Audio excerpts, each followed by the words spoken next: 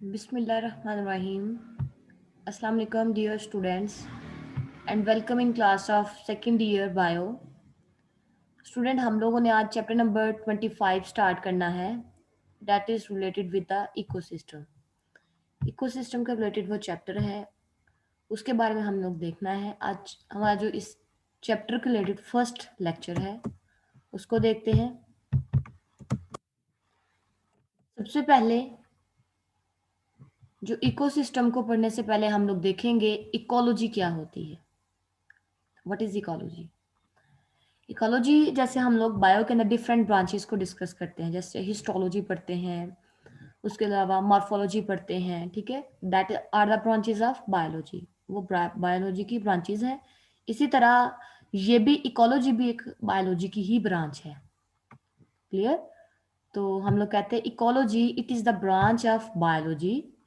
ये बायोलॉजी की ब्रांच है जिसमें हम लोग डिस्कस करते हैं ऑर्गेनिजम्स का रिलेशनशिप उनके इन्वायरमेंट के साथ, कि इन्वायरमेंट में लिविंग और नॉन लिविंग थिंग्स दोनों होती हैं। उन दोनों चीज़ों के साथ किसी ऑर्गेनिज्म का जो रिलेशनशिप है, जो इफेक्ट है, उसको हम लोग किस में स्टडी करते हैं? इकोलॉजी के अंदर।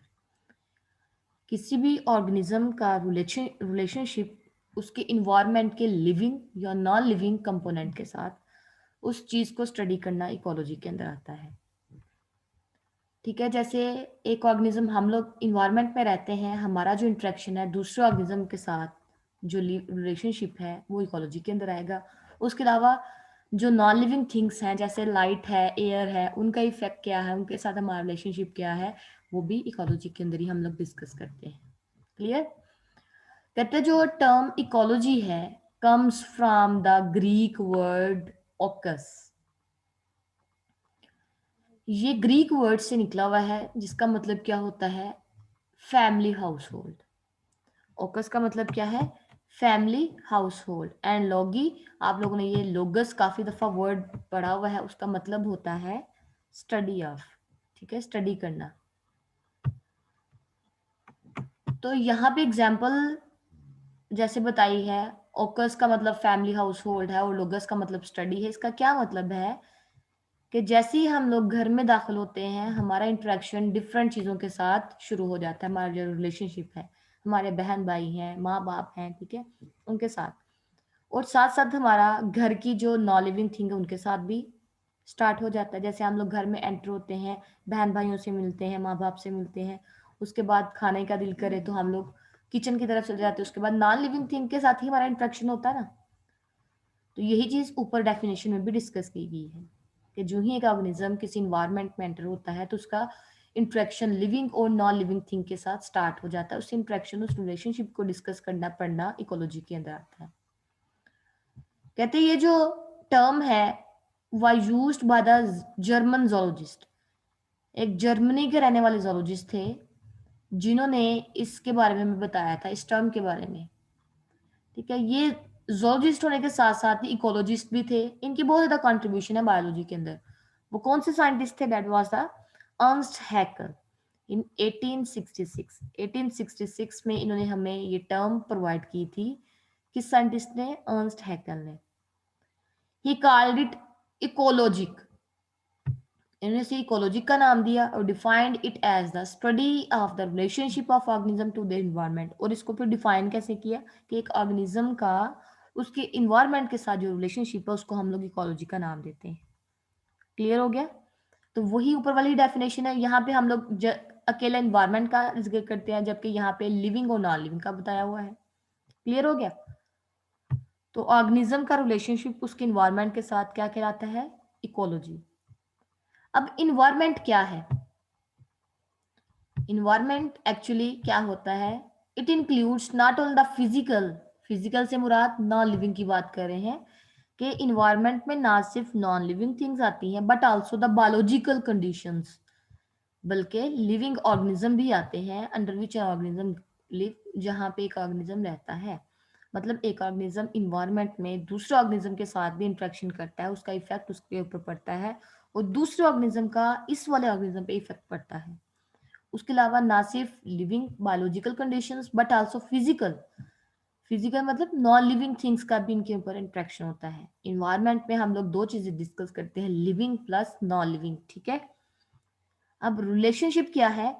It includes interaction with the physical world and with member of other species and the same species, के एक स्पीशी के मेंबर्स या दूसरी स्पीशी के मेंबर जो उनसे है, जब उनका इंटरेक्शन होता है, सामना होता है फिजिकल वर्ल्ड से, ठीक है, फिजिकल वर्ल्ड मतलब लिविंग थिंग्स से, या फिर दूसरी स्पीशीज के साथ, जब किसी एक स्पीशी का मेंबर का इंटरेक्शन होता है अपनी ही स्पीशी के मेंबर के साथ या किसी नॉन लिविंग चीजों के साथ, तो उनका जो इंटरेक्शन है उसको हम लोग रिलेशनशिप का नाम देते हैं।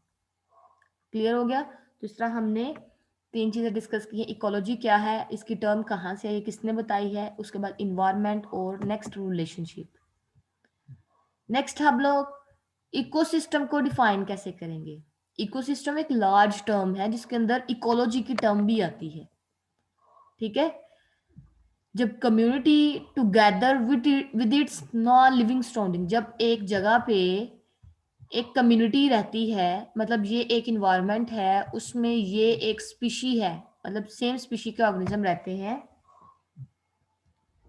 तो वो स्पीशी के जो मेंबर हैं उनका इंटरेक्शन अपने इन्वायरमेंट के नॉन लिविंग सराउंडिंग के साथ भी पड़ता है। तो वही बात कर रहे हैं जैसे हमने पीछे इकोलॉजी के बारे में डिस्कस किया था, लेकिन यहाँ पे इकोसिस्टम में हम लोग कम्युनिटी का डिस्कस कर लेते हैं कि कम्युनिटी जब इकट्ठी मिलके रहती है अपने नॉन लिविंग थिंग्स के साथ भी, मतलब अपने इर्द गिर्द का जो माहौल है नॉन लिविंग, उनके साथ भी इसका रिलेशनशिप होता है, उसको हम लोग इकोसिस्टम में डिस्कस करते हैं। Community together with its non living surrounding, community का उसका इंटरेक्शन अपने नॉन लिविंग सराउंडिंग के साथ, उस चीज को डिस्कस करना, उसको स्टडी करना क्या कहलाता है? Ecosystem. The major unit of ecology is the ecosystem. वही बात आ गई है कि इकोलॉजी छोटी टर्म है, उसकी वाइड टर्म कौन सा, मेजर यूनिट इसका कौन सा है? That is the ecosystem. Clear हो गया? तो ecosystem is the large unit. Ecosystem के अंदर ही इकोलॉजी को हम लोग डिस्कस करते हैं। Organism interact with their environment within the context of the ecosystem. Organism अपने environment के साथ interact करते हैं ecosystem के अंदर। The eco part of the world related to the environment. Eco का मतलब क्या होता है? जो हम लोग ecosystem पढ़ रहे हैं, eco का मतलब क्या है? environment है।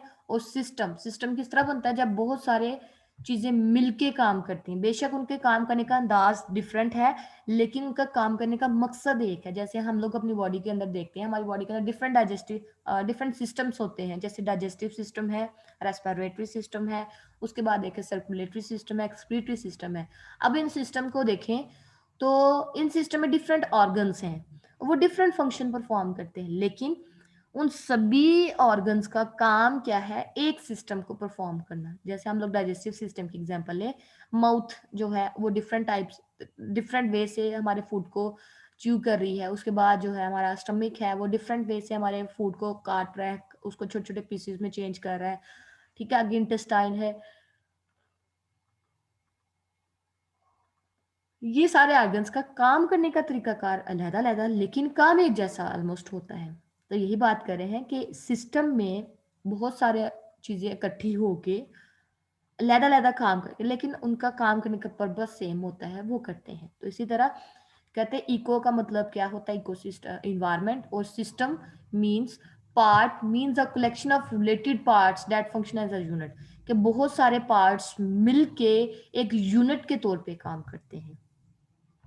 क्लियर हो गया? जैसे हमारे डिफरेंट ऑर्गन्स मिलके काम कर रहे होते हैं किसी एक सिस्टम के रिलेटेड, ठीक है। तो सिस्टम तभी बनता है जब बहुत सारे चीजें मिलके एक यूनिट की फॉर्म में काम करें। नेक्स्ट देखें the components of ecosystem. Ecosystem के कंपोनेंट्स कौन कौन से हैं? ठीक है, there are two basic components of our ecosystem. दो बेसिक कंपोनेंट होते हैं। First one is the living component, जैसे हम बायोटिक कंपोनेंट भी कहते हैं, and second one is the physical और एबायोटिक फैक्टर्स, जिनको हम लोग नॉन लिविंग का नाम देते हैं। ए मतलब एब्सेंट बायोटिक लाइफ, कि लाइफ नहीं बल्कि नॉन लिविंग की बात करते हैं। तो दो कंपोनेंट है हमारे इकोसिस्टम के, living and non living, biotic और एबायोटिक जिसे कहते हैं। सबसे पहले हम लोग बात करते हैं बायोटिक कंपोनेंट्स की, ठीक है। They include all living organism. Biotic में सारे के सारे लिविंग ऑर्गेनिज्म आते हैं। उसमें हम लोग प्लांट की बात कर लेते हैं, एनिमल्स की बात कर लेते हैं, उसके अलावा माइक्रो ऑर्गेनिज्म जिसे हम लोग डिकम्पोजर्स कहते हैं उनकी बात कर लेते हैं। प्लांट को प्रोड्यूसर कहते हैं, क्यों कहते हैं? क्योंकि ये अपनी खुराक खुद बना सकते हैं, खुद प्रोड्यूस करते हैं। ऑटोट्रॉफ है, so they are called the producers. जबकि एनिमल जोन से हैं वो अपनी खुराक खुद नहीं बना सकते, so they are called consumers. जबकि माइक्रो ऑर्गेनिज्म आपको पता है जैसे बैक्टीरिया, फंजाई है, वो हमारी डेड बॉडीज की ब्रेक डाउन करते हैं, उसको डिकम्पोज करते हैं, so that they are called the decomposers. तो जितने भी हमारे इन्वायरमेंट के लिविंग कंटेंट हैं वो किस में आते हैं? बायोटिक कंपोनेंट्स के अंदर। जबकि एबायोटिक की बात करें तो abiotic component include all non living components. इसके अंदर सारे के सारे नॉन लिविंग कंपोनेंट आते हैं, जैसा कि एयर है, वाटर है, सॉइल है, टेम्परेचर, ग्रेविटी, मिनरल्स, ईटीसी। ये सारे के सारे क्या हैं? This are the non living components या एबायोटिक कंपोनेंट्स। अब देखिए, एयर के लिए हमने एक स्पेसिफिक टर्म यूज की है, इसकी तरह हमने सॉइल के लिए, वाटर के लिए डिफरेंट टर्म्स यूज किए हैं। जैसा कि देखिए इकोलॉजिकल टर्म्स हैं, एटमॉस्फेयर किसे कहते हैं? एयर के रिलेटेड बात करें तो। हाइड्रोस्फीयर वाटर के रिलेटेड बात करें तो। लिथोस्फीयर सॉइल के रिलेटेड बात करें तो। Clear student? अब देखिए levels of interaction in an ecosystem, के इकोसिस्टम में कितने लेवल्स आते हैं। जैसे हम लोग देखें तो वैसे तो हम लोग अपनी बॉडी के देखें लेवल ऑफ ऑर्गेनाइजेशन, तो सबसे बड़ा लेवल जो उनसे इंडिविजुअल लेवल है, उससे छोटा जो लेवल है ऑर्गन सिस्टम लेवल है, उससे छोटा ऑर्गन लेवल है, उससे छोटा देखें तो टिश्यूज, फिर जो उनसे हैं टिश्यू, टिश्यू से छोटा सेल, सेल से छोटा आगे। आप लोगों को पता है ये सारे आप लोगों ने फर्स्ट ईयर में लेवल्स पढ़े हुए हैं। तो इसी तरह हमारा इकोसिस्टम देखें तो सबसे बड़ा होता है कि बहुत ज़्यादा कम्युनिटीज उसमें रहती हैं। उन कम्युनिटीज में डिफरेंट टाइप की पॉपुलेशन होती है, पॉपुलेशन के अंदर डिफरेंट टाइप के स्पीशीज ऑर्गेनिजम्स होते हैं, ठीक है। तो ये कुछ इसके लेवल्स हैं।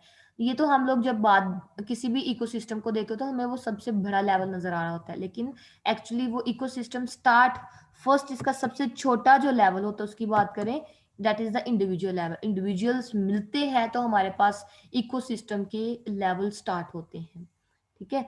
तो ecosystem has many level of interaction, बहुत सारे इसके लेवल है इंटरेक्शन के। जैसे कि सबसे पहला level that is the individual level. Individuals levels जिसे हम कहते हैं it is the lowest level. जैसे हमारी बॉडी का लोवेस्ट लेवल कौन सा है? सब एटॉमिक लेवल। कि एटॉमिक लेवल, इसमें एटम्स मिलते हैं तो एलिमेंट्स बनते हैं, फिर एलिमेंट्स मिलते हैं तो मैक्रोमोलिक्यूल्स, माइक्रोमोलिक्यूल्स बनते हैं, और फिर वहां से हमारे ऑर्गेनेल्स बनना स्टार्ट हो जाती हैं, ठीक है। तो इसी तरह इकोसिस्टम का जो सबसे छोटा लेवल है that is the individual level. This is the lowest level of interaction. All individuals और ऑर्गेनिजम्स, जितने भी इंडिविजुअल हैं या ऑर्गेनिज्म है उसमें इंसान भी आते हैं, both respond to and influence the living and physical. ये जितने भी टाइप के ऑर्गेनिजम्स किसी इकोसिस्टम में होते हैं वो अपने इन्वायरमेंट के बायोटिक और एबायोटिक कंपोनेंट्स के रिस्पॉन्स में कोई ना कोई वो आगे इफेक्ट शो करते हैं, मतलब वो रिस्पॉन्ड करते हैं इनके। अगर जैसे हम लोग कहें हमारे इन्वायरमेंट में लाइट कम हो जाए तो हम लोग रिस्पॉन्ड करेंगे कि नहीं? बिल्कुल करेंगे। किस तरह करेंगे? हम लोग देखते हैं कि लाइट कम है, हमारे काम रुक जाते हैं, ये सारा का सारा इफेक्ट हम पे होता है। तो कहते हैं जितने भी लिविंग ऑर्गेनिज्म हैं या कोई भी इंडिविजुअल्स हैं, इंसान भी उसी में आते हैं, ये क्या करते हैं लिविंग और नॉन लिविंग जो इन्वायरमेंट के फैक्टर्स होते हैं उनके लिए वो ये चीज़ें इनके ऊपर असरअंदाज होती है और हम उनके खिलाफ या उनकी तरफ रिस्पॉन्ड शो करते हैं, अपना कोई ना कोई रिस्पॉन्ड शो करते हैं।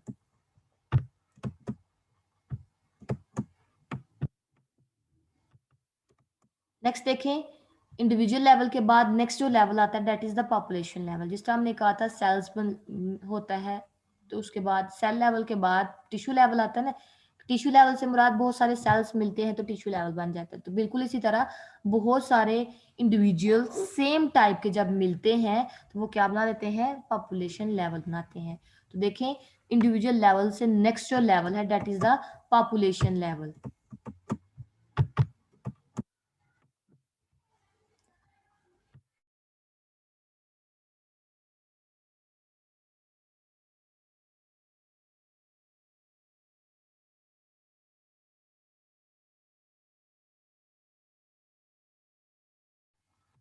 देखिए population is a group of interbreeding individuals of same species occurring together in same space and time.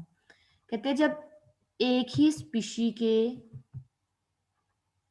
Member एक ही जगह पे रहें, ठीक है, एक ही वक्त में, और वो इंटरब्रीड करने की एबिलिटी रखते हों, ठीक है, मतलब न्यू ऑफस्प्रिंग इनसे प्रोड्यूस हो, उन स्पीशी के ग्रुप को हम लोग पॉपुलेशन का नाम देते हैं। मतलब जैसे हम लोग बात करें किसी एक जगह पे बहुत सारी मंकी की पॉपुलेशन है, ठीक है, एक स्पेसिफिक एरिया में, ठीक है, स्पेसिफिक एरिया में मंकी की पॉपुलेशन है और वो सेम टाइप के मंकीज है। आगे आप लोगों ने डिफरेंट स्पीशीज मंकी की पढ़ी होंगी, लेकिन उसमें एप जो एक स्पीशी है वो ले लें, एप्स जो मंकीज होते हैं उनकी बात कर लें, तो वो एक फॉरेस्ट में रह रहे हैं, ठीक है, सेम टाइप पे हम लोग कहते हैं ये इंटरब्रीड करते हैं और एक ही जगह रहते हैं। तो ये जो पॉपुलेशन है, ये जो ग्रुप है मंकीज का, इसको हम लोग क्या कहेंगे, इट इज अ पॉपुलेशन। जैसे हम लोग बात करते हैं हमारी कंट्री में, लाहौर में देखें तो ह्यूमन पॉपुलेशन कितनी ज्यादा है, ठीक है, वो ह्यूमन पॉपुलेशन बात करें कि 2000 जो है 20 में या 2019 में इतनी पॉपुलेशन थी ह्यूमंस की, ठीक है, तो सेम टाइम पे सेम स्पेस पे और ऐसे ऑर्गेनिज्म जो सेम स्पीशीज से बिलोंग करते हैं उनके ग्रुप को हम लोग क्या कहते हैं, पॉपुलेशन, ठीक है। तो पॉपुलेशन है, जैसे हमारा एक फील्ड है, खेतों का कोई फील्ड लगा लें, सॉरी जो राइस फील्ड होता है, चावलों का जो खेत है, उसमें देखें तो उसमें आप लोगों को प्लांट पॉपुलेशन नजर आती है, मतलब चावलों के जो प्लांट हैं वो नजर आते हैं, उसके अंदर आप लोगों को बैक्टीरिया पॉपुलेशन भी नजर आती है, ठीक है। तो डिफरेंट पॉपुलेशन जो सेम स्पीशी के अंदर सेम टाइम के में मौजूद हो और सेम स्पेस पे पाए जाए हो, ठीक है, उनको उनकी ग्रुप को, सेम पॉपुलेशन के ग्रुप को हम लोग, सेम इंडिविजुअल्स के ग्रुप को हम लोग पॉपुलेशन का नाम देते हैं, ठीक है। यहाँ पे आप लोगों को नजर आ रही इस डायग्राम में, this is the population of human, ठीक है, जो एक टाइम में आप लोगों को नजर आ रही है। नेक्स्ट देखिए कम्युनिटी लेवल। कम्युनिटी लेवल कैसे बनता है, all populations living together in space and time, एक जगह पे जो डिफरेंट ऑर्गेनिजम्स के ग्रुप्स हैं,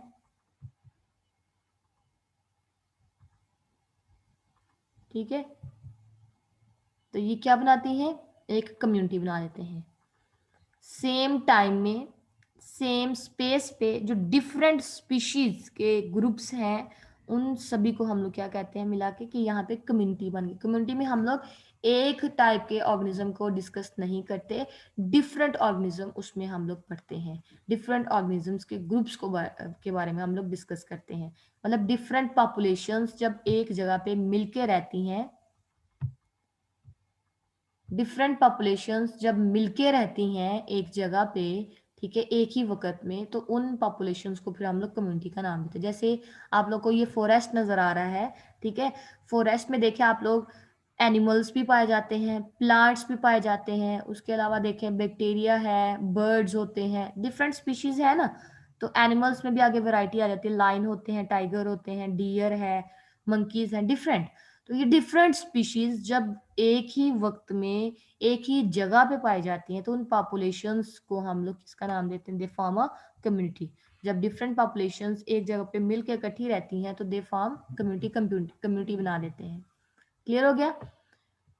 तो हमने अभी तक पढ़ा है सबसे छोटा लेवल इकोसिस्टम का इंडिविजुअल लेवल होता है। इंडिविजुअल लेवल एक ऑर्गेनिज्म को कहते हैं, ठीक है, इसमें इंसान, ये एक ऑर्गेनिज्म जोन सा है, ये अपने इन्वायरमेंट के एबायोटिक और बायोटिक फैक्टर्स को, या इन्वायरमेंट के एबायोटिक या बायोटिक कंपोनेंट्स के खिलाफ या उसकी तरफ कोई ना कोई इफेक्ट शो करता है, इन्फ्लुएंस, ये चीज़ें जोन सी इस ऑर्गेनिज्म के ऊपर इफेक्ट करती हैं, उनका असरअंदाज इस पे होता है, वो इसके ऊपर असरअंदाज होती हैं। उसके बाद हमने बात की थी पॉपुलेशन लेवल के, जब एक ही स्पीशी के एक ही तरह के ऑर्गेनिज्म मिलके रहते हैं, इंटरब्रीड करते हैं, सेम टाइम और सेम स्पेस पे रहते हैं, तो दे फॉर्म अ पॉपुलेशन। तो वो एक ग्रुप जो है सेम स्पीशी का, सेम मेंबर का, तो उसको पॉपुलेशन का नाम देते हैं, ठीक है।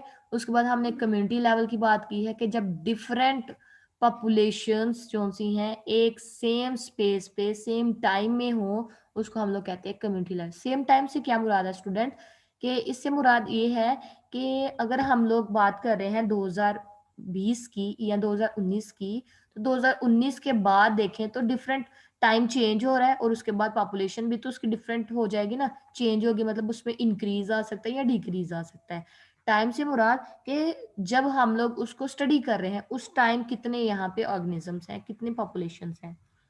क्लियर। अब ये नहीं कहेंगे कि 1999 में इतने इंडिविजुअल्स थे और अब भी इतने ही हैं, लेकिन ऐसा नहीं होगा क्योंकि टाइम तो चेंज हो गया ना। तो टाइम की भी हम लोग बात करते हैं कि इस टाइम पॉपुलेशंस कितनी है। जैसे हम लोग बात करें डायनासोर जो कि रेप्टाइल्स थे, अगर उस टाइम की बात करें उस टाइम पॉपुलेशन कितनी थी रेप्टाइल्स की, तो वो चेंज होगी, और अब बात करें रेप्टाइल्स की पॉपुलेशन कितनी है तो वो चेंज होगी। ठीक है, मतलब टाइम के लिहाज से देखें डायनासोर खत्म हो चुके हैं तो अब हम लोग उनको काउंट नहीं करेंगे, तो जो खत्म हो जाते हैं उनको काउंट नहीं किया जाता, जो प्रेजेंट होते हैं उनकी बात करते हैं। तो इसीलिए यहाँ पे हम लोग टाइम और स्पेस का जिक्र करें कि एक वक्त में सेम स्पेस पे कितने लोग, कितनी पॉपुलेशन होती है, उनको हम लोग कम्युनिटी का नाम देते हैं। उसके बाद देखिए बायोम लेवल। जब बहुत ज़्यादा कम्युनिटीज़ मिलती हैं तो उससे हमारे पास क्या बन जाता है, एक बायोम बन जाता है। और ये बायोम बनता किसकी वजह से, क्लाइमेट की वजह से। वहाँ का आबो हवा जो सी है वो डिसाइड करती है यहाँ पे कौन सी कम्युनिटीज़ रहती हैं कौन सी नहीं।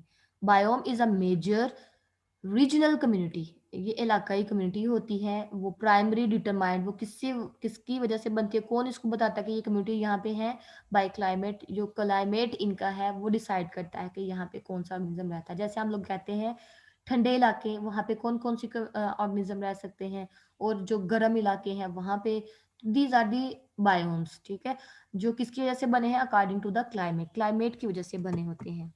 Clear student. नेक्स्ट इसका जो लेवल होता है दैट इज द बायोस्फीयर होता है। बायोस्फीयर लेवल है, बायोस्फीयर वो हमारी जमीन की तय है, लेयर है, जहाँ पे लिविंग ऑर्गेनिज्म एग्जिस्ट कर सकते हैं। ठीक है, तो ये सबसे बड़ा लेवल होता है इकोसिस्टम का। बायोस्फीयर लेवल मतलब ऐसा लेवल, ऐसी लेयर हमारी अर्थ की, हमारी प्लेनेट जो कि अर्थ है उसकी वो लेयर जहाँ पे और जितने भी लिविंग ऑर्गेनिज्म है वो एग्जिस्ट करते हैं, मतलब लिव रह सकें, उनको हम लोग क्या कहते हैं, उस जगह को, उस स्पेस को हम लोग नाम देते हैं बायोस्फीयर का। Clear student. तो बायोस्फीयर क्या है, वो पार्ट जहाँ पे लिविंग ऑर्गेनिज्म जो से एग्जिस्ट कर सके उनको हम लोग बायोस्फीयर का नाम देते हैं। Clear student. तो ये है आज का हमारा टॉपिक जो कंप्लीट हो गया है। नेक्स्ट इसका हम लोग नेक्स्ट डिस्कस करेंगे। Clear student. ओके, आज के लिए काफ़ी है। अल्लाह हाफिज़।